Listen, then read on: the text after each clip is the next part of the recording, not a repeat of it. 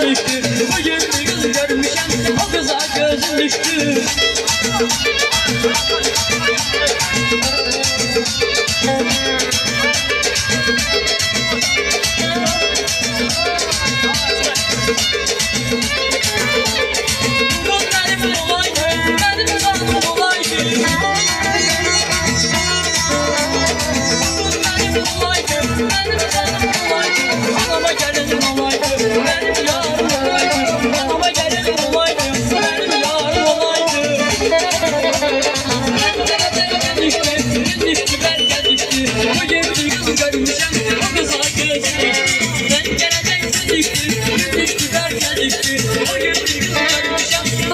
Gözüm düştü.